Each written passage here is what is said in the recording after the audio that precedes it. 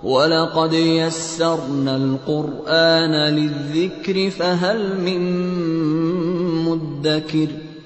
ہم نے اس قرآن کو نصیحت کے لیے آسان ذریعہ بنا دیا ہے، پھر کیا ہے کوئی نصیحت قبول کرنے والا؟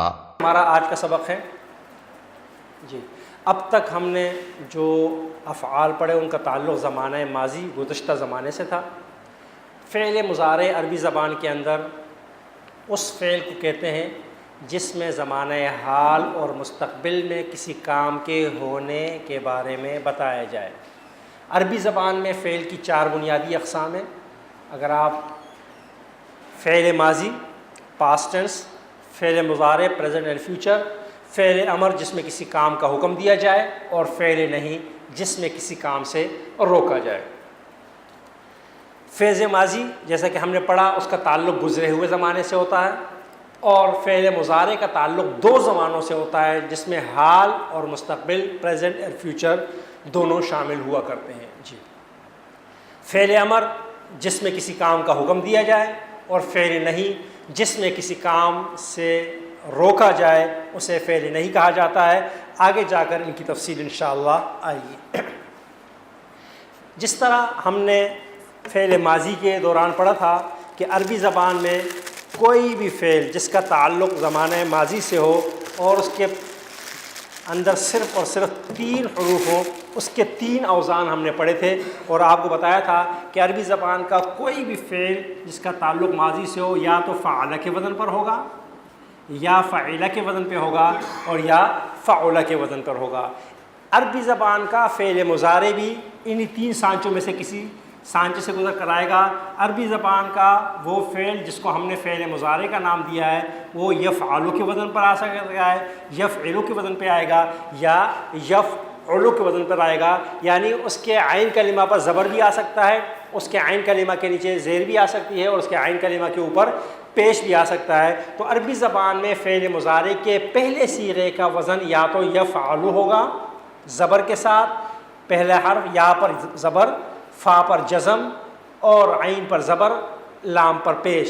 دوسرا وزن ہے یفعل، یہاں پر سیکنڈ لاسٹ حرف یعنی عین کلمہ کے نیچے زیر ہوگی، اور تیسرا وزن ہے یفعل، یہاں پر سیکنڈ لاسٹ کلمہ یعنی عین کے اوپر کیا ہوگی؟ پیش ہوگی۔ آپ دونوں طریقے سے یاد کر سکتے ہیں کہ فعلا، فعلا، فعلا، ان 3 سانچوں سے جو بھی فعل گزر کر آئے گا وہ عربی زبان کا فعل ماضی ہوگا۔ یفعل، یفعل، یفعل، ان 3 سانچوں سے جو بھی فعل گزر کر آئے گا وہ عربی زبان کے حال اور مستقبل سے تعلق رکھنے والا فعل مضارع کہلائے گا۔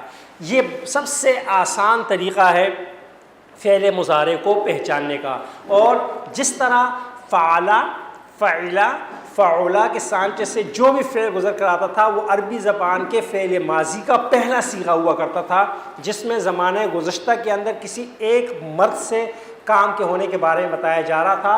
تو یہ بھی فعل مضارع کے پہلے صیغے ہیں، لہٰذا اس کے اندر بھی کسی ایک مرد سے، مذکر سے زمانہ حال اور مستقبل میں کسی کام کے بارے میں بتایا جائے گا۔ میں مثالوں سے سمجھانے کی کوشش کرتا ہوں۔ مثلا کتبہ ایک فعل ماضی ہے، تو اس کا ترجمہ کیا ہوگا؟ اس نے لکھا۔ کتبہ کا معنی کیا ہوگا؟ اس نے لکھا۔ یکتبو کے معنی کیا ہو جائیں گے؟ وہ لکھ رہا ہے یا لکھے گا۔ اسی طریقے سے قرأ، اس نے پڑھا۔ یقرأ معنی کیا ہو جائے گا؟ وہ پڑھ رہا ہے یا پڑھے گا۔ سمع، اس نے سنا۔ یسمع، وہ سن رہا ہے یا سنے گا۔ تو یفعل، یفعل، یفعل سے جو بھی آئے گا وہ پہلا صیغہ ہوگا۔ اس کے اندر جمع کے معنی کیسے پیدا کریں گے اس پہ انشاءاللہ آگے آتے ہیں۔ یہ بات جو لکھی ہوئی ہے وہ یہاں پر کہ جس طرح فعل ماضی میں صرف عین کلمہ کے اوپر تبدیلی ہوتی تھی، فعل مضارع میں بھی کیا ہوگا؟ صرف عین کلمہ ہی کیا ہوگا؟ تبدیل ہوگا، کوئی اور حرف تبدیل نہیں ہوگا جی۔ اب یہاں پر ایک اور اہم بات کہی گئی ہے کہ عربی زبان میں فعل ماضی سے فعل مضارع بنانے کا طریقہ کیا ہے، تو اس کے بارے میں بتا دوں کہ 4 حروف ہیں، الف، تا، یا، نون۔ ان 4 حروف میں سے الف، تا، یا، نون جس کا مجموعہ کہلاتا ہے عتین، آپ اس کو یاد کر سکتے ہیں. اس میں یہ چاروں حروف ہیں, الف تا یا نون میں سے کوئی ایک حرف لے کر آپ نے فعل ماضی کے شروع میں لگانا ہے. کس طریقے سے لگانا ہے؟ ہم ایک فعل ماضی بنا لیتے ہیں. مثلا ہم ذہبا ایک فعل ماضی تھا جس کا معنی ہے وہ گیا. ہم نے اس کو کیا کرنا ہے؟ فعل مضارع بنانا ہے. تو ہم کیا کریں گے؟ الف تا یا نون میں سے کوئی ایک حرف لیں گے اور اس کے شروع میں لگا دیں گے. ہم اس وقت یا کو لے رہے ہیں, یا کو ہم نے کیا کیا, اس کے شروع میں لگایا, اور فا کلمہ جو اصل کلمہ ہے, پہلا کلمہ ہے, اس کو کیا کر دیں گے؟ ساکن کر دیں گے. اور آخری کلمہ, لاسٹ کلمہ, وہ ہمیشہ کیا ہوگا؟ حالت رفع میں ہوگا. تو ذہابہ سے کیا بن جائے گا؟ یذہبو بن جائے گا. ذہابہ سے کیا بن جائے گا جی؟ یذہبو. اور اگر یہاں پر آپ تا لگائیں گے تو کیا ہو جائے گا؟ تذہبو ہو جائے گا. حمزہ لگائیں گے تو کیا ہو جائے گا؟ اذہبو ہو جائے گا. نون لگائیں گے تو کیا ہو جائے گا؟ نذہبو لگایا جائے گا. لیکن چونکہ ہم پہلا صیغہ بنا رہے ہیں لہٰذا ہم کیا کرتے ہیں؟ یا لگاتے ہیں. طریقہ کار میں دوبارہ ذکر کر دوں کہ الف تا یا نون میں سے کوئی حرف فعل ماضی کے شروع میں لگا دیں, فا کلمہ کو جزم دے دیں, لام کلمہ یعنی آخری حرف پر ہمیشہ کیا ہوگا؟ پیش آئے گا. اس طرح فعل مضارع بن جائے گا. ہم یہ بات کہہ سکتے ہیں بڑی آسانی کے ساتھ کہ 3 حرفی جو فعل مضارع ہوگا اس کا پہلا کلمے پر ہمیشہ کیا ہوگا؟ زبر ہوگا, اور آخری کلمے پر ہمیشہ کیا ہوگا؟ پیش ہوگا. یہ والا سیکنڈ لاسٹ کلمہ کیا ہوگا؟ تبدیل ہوگا. کبھی زبر بھی ہوگا, کبھی زیر بھی ہوگی, اور کبھی اس کے اوپر کیا ہوگا؟ پیش بھی ہوگا. ایک طریقہ تو یہ ہے جو یہاں پر بتایا گیا ہے. اور دوسرا طریقہ میں نے بتایا کہ یا تا الف نون یہ 4 حرف ہیں. یا فرسٹ جو ہے نا تھرڈ پرسن کے لیے, تا سیکنڈ پرسن کے لیے, اور حمزہ فرسٹ پرسن سنگولر کے لیے, اور نون فرسٹ پرسن پلورل کے لیے استعمال ہوتا ہے. یا غائب, تا حاضر, حمزہ واحد متکلم, نون جمع متکلم کے لیے استعمال ہونے والا فعل ہے.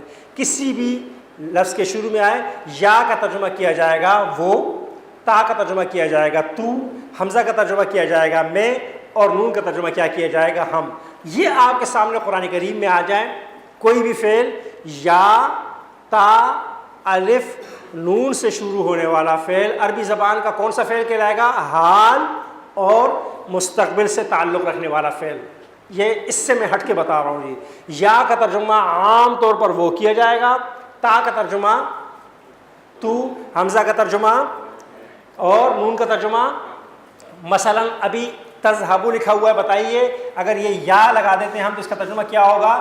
یذہبو وہ جاتا ہے یا جائے گا. اگر یہاں پر اب تا آ جائے تو اس کا مطلب کیا ہو جائے گا؟ تو جاتا ہے یا جائے گا.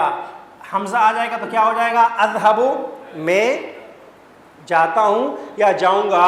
اور یہی کیا ہو جائے گا؟ نون آ جائے تو کیا ہو جائے گا؟ ہم جاتے ہیں. تو اب سورہ فاتحہ پہ آتے ہیں, اور سورہ فاتحہ میں 2 افعال ہیں, دونوں فعل مضارع ہیں. پہلا ہے ایاک نعبد, تو ترجمہ کیا ہوگا اس کا؟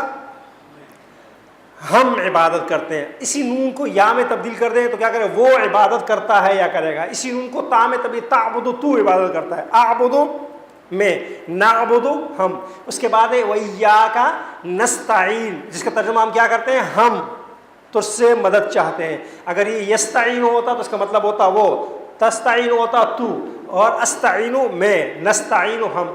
اس طریقے سے قرآن کریم کی آیات کو آپ لے کر جو ہے نا آگے چلائیں گے تو آپ کو فعل مضارع ہمیشہ یاد ہو جائے گا. یا وہ, تا تو, حمزہ میں, نون ہم. اور جب بھی یا تا الف نون آ گیا, اب یہ زمانہ ماضی کا نہیں, حال اور مستقبل سے تعلق رکھنے والا فعل ہوگا. آگے چلیں گے. یہاں پر یا وہ, تا تو تم, حمزہ میں, نون ہم, جمع متکلم کے لیے. یہ ایک شاید کتاب میں موجود نہ ہو, یہ ہم نے صرف شامل کیا ہے آسانی کے ساتھ یاد کرنے کے لیے. جی اب فعل مضارع کے پہلے وزن یفعلو کی گردان جو ہم لیتے ہیں, تو پہلا فعل جو ہوتا ہے وہ آتا ہے یفعلو کے وزن پر. دوسرا آتا ہے یفعلان یفعلون، جیسے ہم نے پڑھا تھا ماضی میں فعلا 14 صیغے جو ہے نا عربی زبان میں فعل مضارع کے لیے واحد مذکر غائب کے لیے یفعلو استعمال ہوتا ہے، تثنیہ مذکر غائب کے لیے یفعلان استعمال ہوتا ہے، اور جمع مذکر غائب کے لیے یفعلون استعمال ہوتا ہے۔ یفعلو میں مضارع کی آخر میں کوئی اضافہ نہیں ہوگا، یفعلان میں الف نون کا اضافہ ہے، اور یفعلون میں کیا ہے؟ واو نون کا اضافہ ہے۔ اگر آپ حضرات نے اسم کا سبق نہ بھلایا ہو تو وہاں پر بھی ہم نے الف نون آنے کو کس کی علامت بتایا تھا؟ تثنیہ کی۔ یہاں پر آپ کو تثنیہ کی علامت نظر آ رہے ہوئے۔ واو نون کو ہم نے کس کی علامت بتایا تھا؟ جمع کی، اور یہاں پر وہ کیا ہے؟ جمع کی علامت ہے۔ آگے چلیں گے۔ واحد مؤنث غائب کے لیے عربی زبان میں تفعلو استعمال ہوتا ہے، تثنیہ مؤنث غائب کے لیے تفعلان، اور جمع مؤنث غائب کے لیے یفعلنا کا لفظ استعمال ہوتا ہے۔ یہاں پر آپ کے ذہن میں سوال آئے گا کہ ابھی تو آپ نے کہا تھا کہ تا کا ترجمہ کیا کیا جاتا ہے؟ تو کیا جاتا ہے، لیکن یہاں تو واحد مؤنث غائب یعنی وہ کرتی ہے، تذہب وہ جاتی ہے یا جائے گی کے معنوں میں بھی استعمال ہوتا ہے، وہ دونوں جاتی ہیں یا جائیں گی کے لیے بھی تا استعمال ہوتا ہے۔ اس کے بارے میں انشاءاللہ میں آگے تفصیل بتاؤں گا جی۔ واحد مذکر غائب تو کرتا ہے یا کرے گا، اس کے لیے عربی زبان میں تفعلو کا صیغہ استعمال ہوتا ہے، تثنیہ مذکر حاضر کے لیے تفعلان، اور جمع مذکر حاضر کے لیے تفعلون کا صیغہ استعمال ہوگا۔ واحد مؤنث غائب کے لیے آگے چلیں گے، واحد مؤنث حاضر کے لیے تفعلینا استعمال ہوگا، تثنیہ مؤنث حاضر کے لیے تفعلان، اور جمع مؤنث حاضر کے لیے تفعلنا کا صیغہ استعمال ہوگا۔ واحد متکلم کے لیے عربی زبان میں افعلو کا صیغہ استعمال ہوگا، تثنیہ اور جمع متکلم کے لیے عربی زبان میں نفعلو استعمال ہوگا۔ جس طرح ماضی میں ہم نے بتایا تھا کہ واحد متکلم مذکر مؤنث دونوں کے لیے ہوتا ہے، اور تثنیہ جو ہے جمع متکلم جو ہے وہ تثنیہ کے لیے بھی استعمال ہوتا ہے اور مذکر مؤنث دونوں کے لیے استعمال ہوتا ہے، لہٰذا یہ پوری 14 گردانیں ہیں۔ لیکن 14 گردانیں عام طور پہ سب لوگوں کے لیے یاد کرنا مشکل ہے، تو آپ 6 الفاظ تو ضرور یاد کریں گے، اور وہ 6 الفاظ یہ ہیں۔ سب سے پہلا ہے یفعلو۔ اگر آپ کو یفعلو سے یاد کرنا مشکل ہو رہا ہے تو کسی بھی اس سے یاد کر سکتے ہیں۔ دوسرا کیا ہوگا؟ یفعلون۔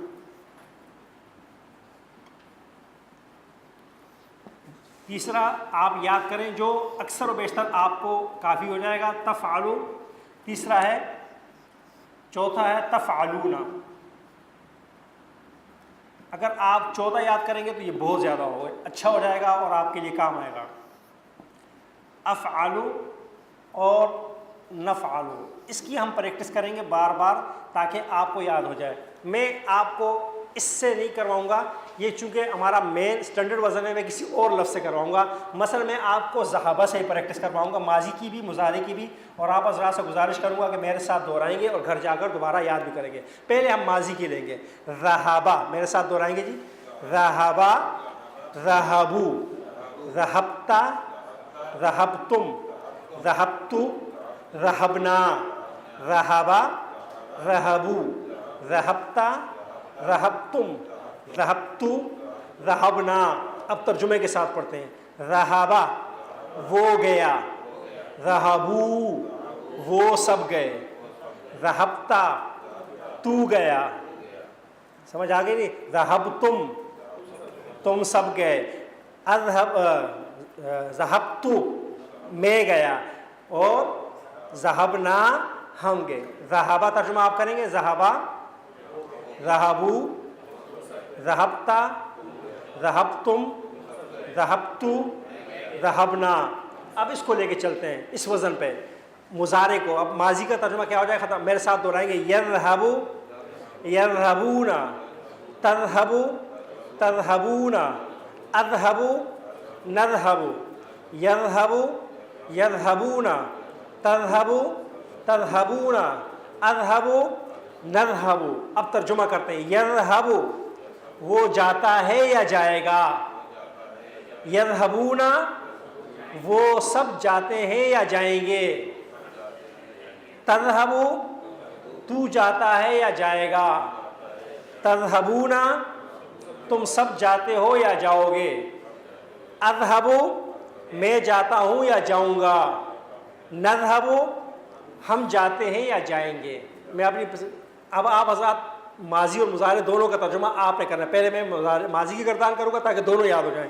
ذہابا ترجمہ کیجئے، ذہابا وہ گیا، ذہبو ذہبتا ذہبتم ذہبتو ذہبنا، یذہب وہ جا رہا ہے یا جائے گا، وہ جاتا ہے یا جائے گا، یذہبون تذہب تذہبون اذہب نذہب، کسی کو کسی اور میں بھی لے جا سکتے ہیں، وہ سمع سے لیں گے، سمع اس نے سنا، بات سمجھ آ رہی، سمع اس نے سنا، سمعو ان سب نے سنا، سمعتا تو نے سنا، سمعتم سمعتو سمعنا، اب مضارع میں آئے ہیں حال مستقبل، یسمعو وہ سنتا ہے یا سنے گا، یسمعون تسمعو تسمعون اسمعو نسمعو، بات سمجھ میں آ رہی، کسی بھی لے لیں، اب کوئی بھی فعل لے لیں، جتنے بھی افعال ہیں، قرأ، اب اس کو یاد کیسے کریں گے، اس طرح کوئی بھی فعل ہے، قرأ قرأو قرأتا قرأتم قرأتو قرأنا، قرأ اس نے پڑھا، قرأو سب نے پڑھا، قرأتا تو نے پڑھا، قرأتم تم سب نے پڑھا، قرأتو میں نے پڑھا، جو ہے نا قرأنا ہم نے پڑھا۔ اب مضارع میں یقرأ وہ پڑھتا ہے یا پڑھے گا، یقرؤون وہ پڑھتے ہیں یا پڑھیں گے، تقرأ تو پڑھتا ہے یا پڑھے گا، تقرؤون تم سب پڑھتے ہو یا پڑھو گے، اقرأ میں پڑھتا ہوں یا پڑھوں گا، نقرأ ہم۔ اس طریقے سے آپ نے ہر فعل کو 6 افعال میں تبدیل کرنا ہے، ماضی لینا ہے، اس کو ایک جو ہے نا اس کو جمع، اور یہ پوری ایک سیریز بن جائے گی۔ جب آپ اس کو بار بار بار بار، مثلا آپ نے قرآن کریم پڑھ رہے ہیں، سورہ فاتحہ، ایاک نعبد آ گیا، آپ نے تعین کر لیا، میں نے شاید آپ حضرات کو بتایا تھا کام کس کو دیا تھا، پتہ نہیں کس کو دیا تھا، کسی اور کو دیا ہوگا، میں نے اس کو یاد کرنے کے لیے طریقہ یہ بتایا تھا کہ کتنے افعال ہیں، 6 ماضی کے ہیں اور 6 کس کے ہیں، مضارع کے ہیں نا، کتنے ہو گئے، 12 ہو گئے، لائنیں لگا لیجئے، ٹھیک ہے جی۔ قرآن کریم پڑھیے، آپ کے پاس ایک چارٹ بنا ہوا، آج کل تو کمپیوٹر کا دور ہے، اب آپ کے سامنے آ گیا جی میں نے پڑھنا ہے، نعبد آ گیا، آپ غور کریں کہ ان لائنوں میں یہ واحد ہے ماضی کا، یہ تثنیہ ہے ماضی کا، یہ جمع ہے ماضی کا، اس طرح ترتیب لکھی۔ اب نعبد آیا ہمارے پاس، بالکل آخر میں آئے گا، آخری لائن جو ہوگی وہ کیا ہوگی، نعبد کی ہوگی، فعل مضارع کی، ہم نے لکھ لیا کہ یہاں پر کیا ہے، نعبد آخری ہے۔ اب اس کے بعد والے میں کیا آئے گا، اعبد آئے گا، پہلے مضارع والے 4 کو کیا کر لیا، مکمل کر لیا، پھر ماضی والے 6 کو کیا کر لیا، مکمل کر لیا۔ تو اس طریقے سے آپ کو کیا ہو جائے گی پریکٹس، جو بھی فعل، یعلمون ہے جیسے ہم نے پڑھا نا، الف لام میم ذالک الکتاب لا ریب فیہ ھدی للمتقین الذین یؤمنون، ہم غور کریں گے بھئی یؤمنون کہاں جائے گا، تو ہمیں معلوم ہو جائے گا کہ یہ مضارع کے دوسرے خانے میں آئے گا۔ اچھا، اس سے پہلے میں پھر کیا آئے گا، یؤمنو آئے گا، اس کے بعد والے میں کیا آئے گا، تؤمنو آئے گا، اس کے بعد والے میں کیا آئے گا، تؤمنون آئے گا، اس کے بعد والے میں کیا ہے، اؤمنو آئے گا، اس کے بعد والے میں کیا آئے گا، نؤمنو آئے گا۔ اس طریقے سے آپ جب قرآن کریم کے افعال نکال کر اس کی پریکٹس کریں گے، 1-2 ہفتے تو آپ کو سارے افعال کیا ہو جائیں گے، یاد ہو جائیں گے۔ اور میں یہ بات اس لیے کہہ رہا ہوں کہ یہاں پر تو پہچاننا بہت آسان ہے، کیونکہ ہر فعل الگ الگ لکھا ہوا ہے، تو آپ کو پہچاننا آسان ہوتا ہے۔ قرآن کریم میں پہچاننا پھر مشکل ہو جاتا ہے، وہاں پہچانیے، وہاں پر جا کر غور کیجئے، اور اس طرح کا ایک چارٹ بنا کر اپنے سامنے لکھیے۔ یہ چارٹ یوں بھی بن سکتا ہے، یہ ایسے لمبائی میں بھی بن سکتا ہے، 6 ماضی کے 6 مضارع کے، جو جہاں فٹ ہو رہا ہے اس کو جو ہے نا، اس کے بعد جو ہے نا باقی آپ خود بنائیے، تو انشاءاللہ پریکٹس کریں گے تو یاد ہو جائے گا انشاءاللہ جی۔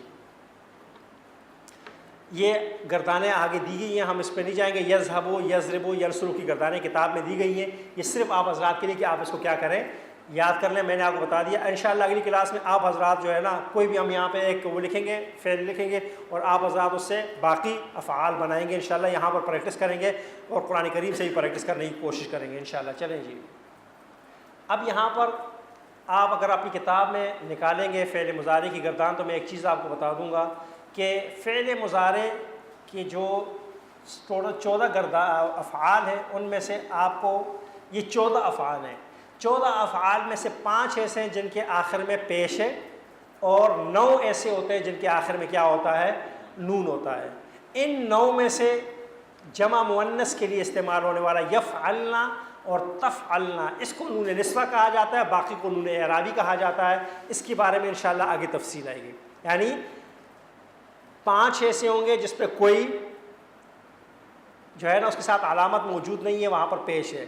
9 کے آخر میں نون ہے، جس میں سے 7 ایسے ہیں جس کے نون کو اعرابی کہا جاتا ہے، اور 2 کے نون کو کیا کہا جاتا ہے؟ جمع مؤنث کہا جاتا ہے۔ اس کے قاعدے انشاءاللہ میں آگے بتاؤں گا کیا ہوتا ہے، اس سے کیا فرق پڑتا ہے انشاءاللہ۔ جی، فعل مضارع کے شروع میں لا لگانے سے نفی کا معنی پیدا ہو جاتا ہے۔ مثلا لا یشعرون کا مطلب ہوگا کہ وہ نہیں سمجھتے یا نہیں سمجھیں گے، اور ما یشعرون ماضی میں ہوگا، حال میں ہوگا کہ وہ نہیں سمجھ رہے۔ لا بھی لگا سکتے ہیں آپ، ما بھی لگا سکتے ہیں، لیکن لا جب لگائیں گے تو حال اور مستقبل دونوں کے لیے لگا سکتے ہیں، اور ما صرف کیا کر سکتے ہیں؟ حال کے لیے لگا سکتے ہیں، مستقبل کے لیے نہیں لگا سکتے۔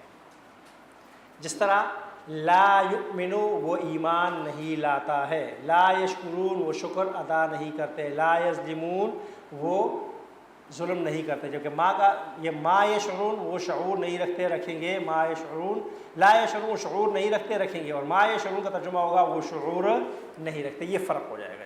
ترجمہ ہمیشہ ایک ہی ہوتا ہے قرآن کریم میں انشاءاللہ آگے بتاؤں گا کہ کب حال کا ترجمہ کریں گے اور کب مستقبل کا ترجمہ کریں گے۔ جی، جیسا کہ یہاں سے میں اپنی بات دوبارہ ایک بات سمجھانے کی کوشش کروں گا آپ حضرات کو، کہ ہم نے یہ بات پڑھی کہ ماضی کے لیے تو عربی زبان میں الگ فعل ہوتا ہے، لیکن حال اور مستقبل کے لیے کیا ہوتا ہے؟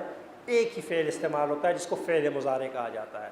اب کب اس کا ترجمہ حال کا کیا جائے گا اور کب مستقبل کا کیا جائے گا، اس قانون کو سمجھانے کے لیے میری بات پر اگر آپ فوکس کریں گے تو عربی زبان میں کچھ علامات ہیں، اور سیاق و سباق بعض اوقات تعین کر دیتا ہے کہ اس فعل مضارع کو زمانہ مستقبل کے ساتھ خاص ہونا چاہیے۔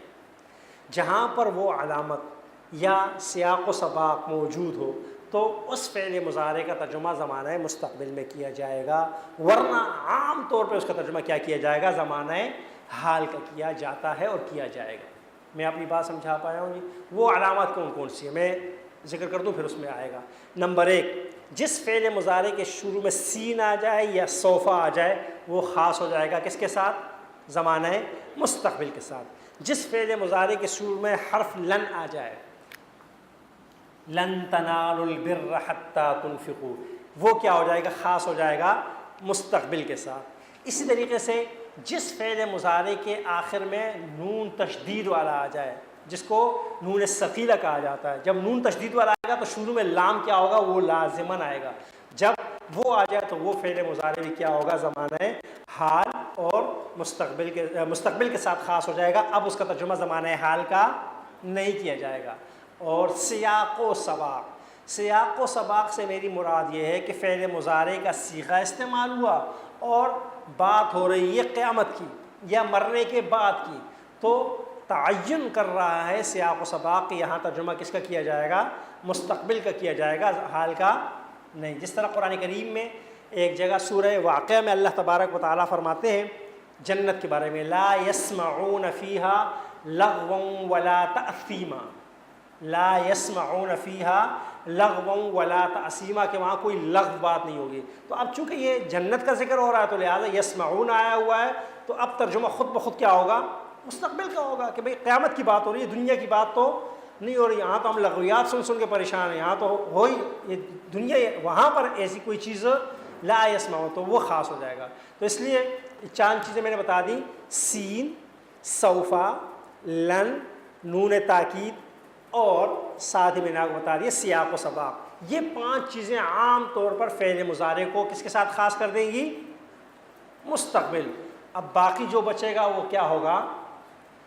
میرے کہنے کا مقصد یہ کہ عام طور پر فعل مضارع جب کسی علامت کے بغیر ہوگا تو زمانہ حال میں ترجمہ کیا جائے گا، اور ساتھ کوئی علامت یا سیاق و سباق اس کو مستقبل کے لیے تعین کرتی ہو تو وہاں پہ اس کا ترجمہ کیا کیا جائے گا؟ مستقبل کا کیا جائے گا۔ جس طرح کے 2 ان میں سے یہ علامات ہیں، سین اور صوفہ۔ فعل مضارع کو مستقبل کے لیے خاص کر دیتے ہیں، سین مستقبل قریب کے لیے اور سوف مستقبل بعید کے لیے آتا ہے، کبھی ایک دونوں کی جگہ عام طور پہ استعمال ہوتے ہیں۔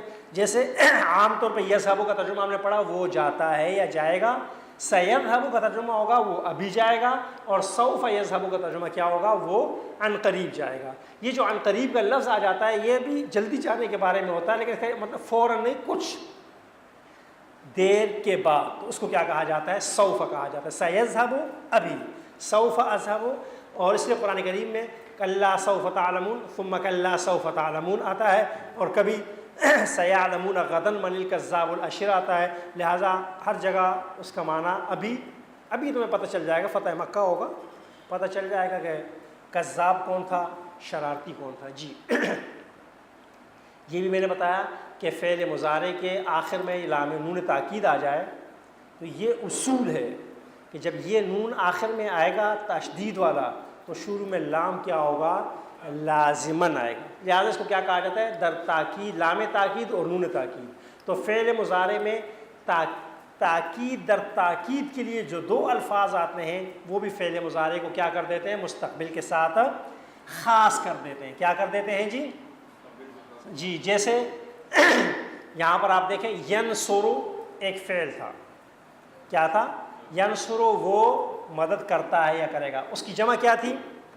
ینصرو کی جمع کیا ہوگی جی؟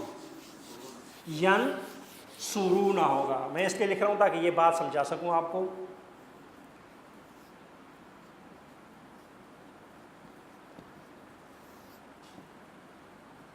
واو بھی آئے گا جی، ینصرون۔ اب ہوگا یہ کہ جب ہم یہ لام تاکید لگائیں گے اس کے شروع میں لام تاکید لگائیں گے تو یہ واو نون کیا ہو جائے گا؟ ختم ہو جائیں گے جی پورے کے پورے۔ یہ واو نون کیا ہوگا؟ ان کو ہٹا دیا جائے گا، یہ ختم ہے۔ اب ایک اور نون لایا جائے گا جس کا نام کیا ہے؟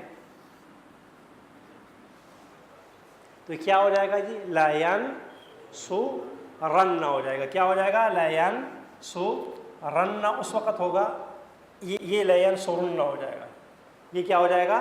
لا ینصرن ہو جائے گا، کیونکہ واو نون میں نے ہٹایا تو اب میں یہاں پر لازماً کیا ہوگا؟ اس کے اوپر پیش ہونا چاہیے۔ جب اس کے اوپر یہ پیش ہوگا تو معلوم یہ ہوگا کہ یہاں پر تاکیدی گفتگو جمع کے لیے ہو رہی ہے، اور جس طرح وہاں پر زبر نظر آ رہا ہے لا ینصرن، تو یہاں پر تاکید کس کی ہو رہی ہے؟ سنگل کی ہو رہی ہے۔ بات سمجھ میں آ رہی ہے جی؟ یہاں پر تاکید لا ینصرن اللہ کا مطلب کیا ہوگا؟ وہ ایک اللہ ضرور بضرور مدد کرے گا، اور اگر ینصرن ہوگا تو اس کا مطلب ہے وہ سب ضرور بضرور مدد کریں گے۔ میں اپنی بات سمجھا پایا ہوں جی؟ جس طرح ہے نا سورہ تکاثر، اللہ تبارک و تعالیٰ کا ارشاد ہے اعوذ باللہ من الشیطان الرجیم ثم لتسألن یومئذ عن النعیم۔